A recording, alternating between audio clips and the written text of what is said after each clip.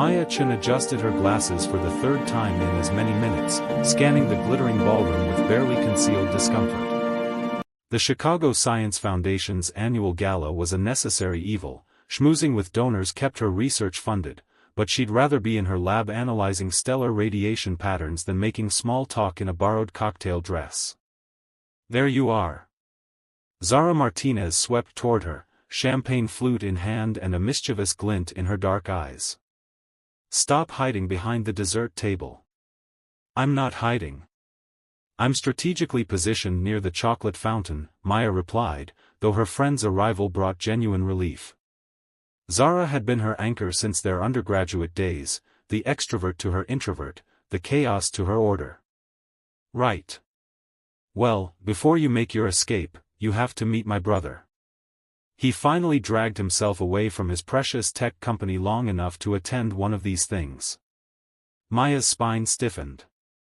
She knew about Dr. Adrian Kane, everyone in Chicago's scientific community did.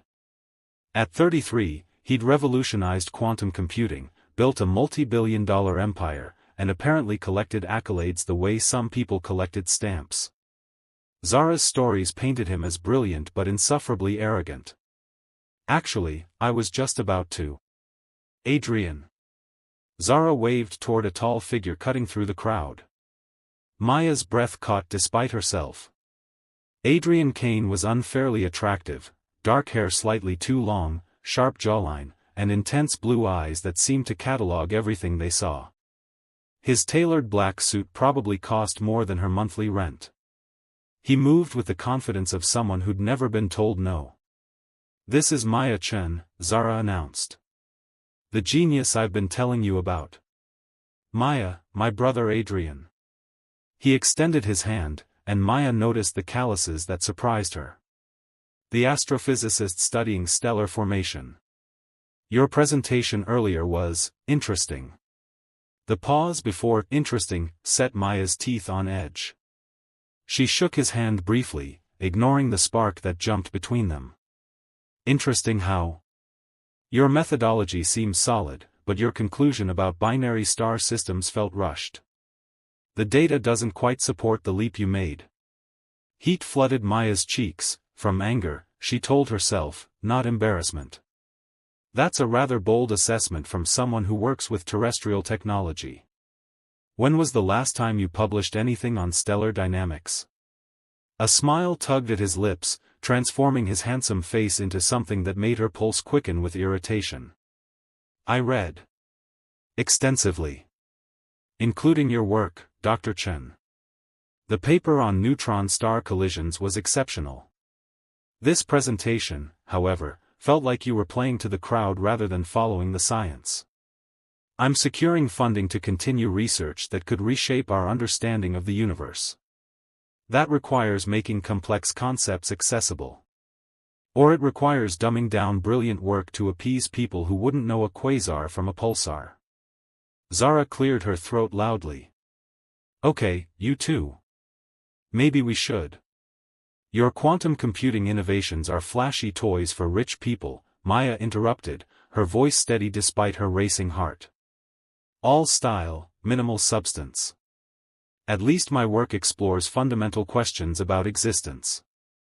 Adrian stepped closer, and she caught the scent of expensive cologne mixed with something like cedar. His eyes held challenge and something else, interest that felt dangerous. Flashy toys that are revolutionizing everything from medicine to climate modeling. But please, continue exploring your fundamental questions from your underfunded university lab. At least I'm pushing boundaries instead of just making money. At least I'm practical enough to ensure my research actually gets funded. They stood toe-to-toe now, tension crackling between them like static electricity. Maya's hands clenched at her sides, though whether from anger or the urge to do something entirely inappropriate, she couldn't say. Well, Zara interjected, physically stepping between them. This went exactly as terribly as I feared. Adrian, go find Mom. Maya, breathe before you commit fratricide by proxy. Adrian held Maya's gaze for another moment, that infuriating smile still playing at his lips. It was enlightening meeting you, Dr. Chen. I look forward to reading your next paper. Hopefully with better conclusions. He walked away, and Maya realized she was trembling. So that went well, Zara said dryly. Your brother is the most arrogant, presumptuous. Attractive? Intelligent? Single? Maya shot her friend a withering look, but Zara just laughed. The problem was, beneath her anger, Maya felt something else entirely. Something that terrified her more than any black hole ever could. Maya's research funding evaporated on a Tuesday. Budget cuts, they said. Redirecting resources, they explained. She stared at the email, watching 3 years of work crumble. There might be a solution, Zara said carefully over coffee that evening. Adrian's company has a science division. They fund experimental research. Absolutely not. Maya, pride doesn't pay for telescope time. 2 days later, Maya sat in Adrian's sleek downtown office, hating every second. He listened to her pitch without interruption, those blue eyes unreadable. I'll fund it, he said finally. On one condition. I work with you. I want to understand the research firsthand. That's not necessary, those are my terms. Pride warred with desperation. Desperation won. Fine. But this is my project. Wouldn't dream of taking credit, Dr. Chen. Their first night in the lab, Maya expected disaster. Instead, Adrian asked intelligent questions, caught errors in her calculations, and brought dinner when he noticed she'd forgotten to eat. You don't have to do this, she said, watching him set up coffee at midnight. Do what? Pretend to care about stellar formation. We both know you're just doing Zara a favor. He turned, expression serious. I'm doing this because your work matters. And because I was wrong at the gala. Your conclusions weren't rushed, they were intuitive leaps I didn't have the imagination to make. The admission stunned her into silence, days blurred together. Adrian proved surprisingly adept at astrophysics, his computational mind translating easily to celestial mechanics. More unsettling was how comfortable she became with his presence. The way he brought her favorite tea without asking. How he knew when she needed silence versus conversation. Late one night, reviewing data, their hands brushed reaching for the same printout. Maya froze, suddenly aware of how close they sat. Adrian's eyes darkened, dropping to her lips. Maya, he whispered, leaning closer, her breath caught. This was insane. This was Adrian, arrogant, infuriating Adrian who she'd hated on sight. Except she didn't hate him anymore. She wasn't sure what she felt, but it burned hotter than any star she'd studied, the distance between them closed to inches. She could feel his breath, see gold flecks in his blue eyes. A door slammed in the hallway, they jerked apart, the spell broken. Maya's heart hammered as Adrian cleared his throat, looking as shaken as she felt. It's late, he said roughly. We should go. Maya nodded, not trusting her voice. As she gathered her things, she felt his eyes on her back. Everything had changed, and she wasn't sure if she was terrified or exhilarated, maybe both. The signal came at 2 a.m. Maya was alone in the observatory when the equipment went haywire, patterns that shouldn't exist, mathematical sequences that screamed intelligence. She traced the source to the roof, hands shaking. What she found defied every scientific principle she knew. A woman stood in the moonlight, but woman was inadequate. Her skin shimmered deep purple, hair flowing like liquid starlight. She moved with grace that seemed to defy gravity. Please don't be alarmed, the being said, voice melodic and strange. I am Lyra.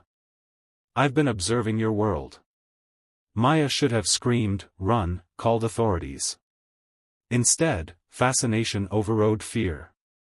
You're not from Earth. No.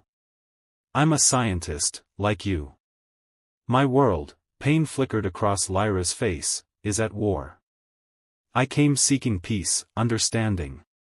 Why reveal yourself to me? Your research. You're searching for connection across the cosmos. I wanted you to know, you're not alone. Footsteps echoed on the stairs. Adrian burst through the door, then froze. Maya, I saw the alerts, his eyes found Lyra. Holy. Dr. Kane, Lyra said calmly. Your sister speaks highly of you both. Zara knows? Maya gasped. No. But I've observed you all. Your bonds fascinate me. Love, friendship, we've lost such things in our endless conflicts. Adrian moved to Maya's side protectively. Why are you here? What do you want? Help. My ship is damaged. If my people find me before repairs complete, they'll assume I've defected. The consequences would be severe. Maya and Adrian exchanged glances. This was insane. Impossible. Dangerous. We'll help you, Maya said. Adrian nodded agreement. Lyra's expression softened with relief. Thank you. Perhaps there's hope for connection after all. The abandoned warehouse became their secret. For 3 nights, they helped Lyra repair her ship using technology that made Adrian's quantum computers look primitive. Your species is remarkable, Lyra observed, watching them work. You complement each other perfectly. Maya felt heat creep up her neck. She and Adrian had fallen into easy partnership, but the tension from that almost kiss lingered, pulling tighter each day.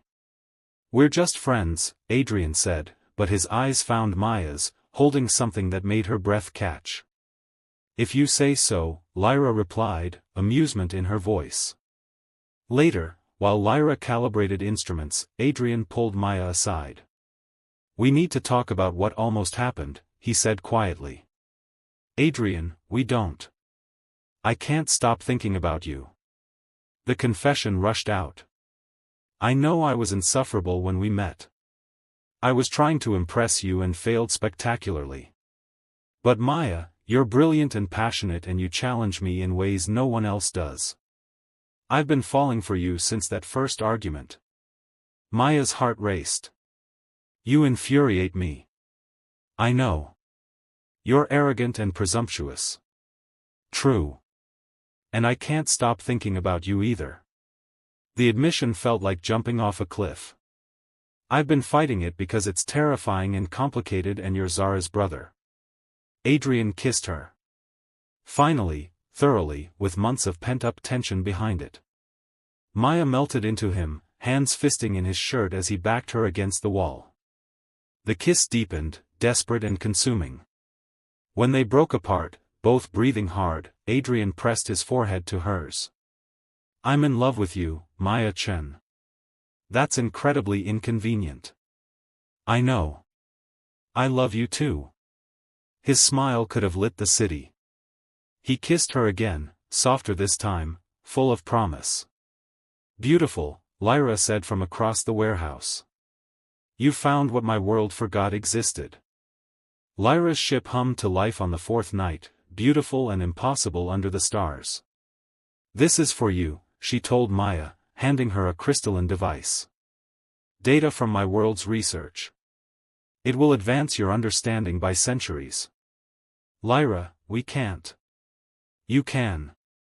You gave me hope that connection still exists in the universe. Let me give you knowledge in return. Maya's eyes filled with tears. Will we see you again? Perhaps. The cosmos is vast but not infinite. Lyra's purple features softened. Care for each other. Don't let your love become another casualty of fear. They watched her ship rise silently, vanishing into the night sky. Adrian's arm wrapped around Maya's waist, pulling her close. That happened, right? He murmured. We didn't hallucinate an alien scientist. We have the data crystal. And each other. He turned her to face him. About that. I know this is new and complicated. I want this, Maya interrupted. Us. Even if it's complicated. Zara's going to kill us. Probably. They walked back to his car, fingers intertwined. Tomorrow they'd face Zara. Tomorrow they'd begin exploring Lyra's gift. Tomorrow they'd navigate what being together actually meant. Tonight, under stars that suddenly felt less distant, Adrian kissed her again. "For what it's worth," he whispered against her lips, "you were right at the gala. You do explore fundamental questions about existence. You made me question everything I thought I wanted." "And what do you want?" "You. Everything. A future where we change the world together." Maya smiled, pulling him closer. "That's acceptable, Dr. Kane." "Just acceptable? We'll negotiate the details later." His laugh was warm and genuine. As they drove through Chicago's sleeping streets, Maya realized she'd found something more mysterious than any cosmic phenomenon, someone who saw her completely and loved her anyway. The universe had just gotten infinitely more interesting.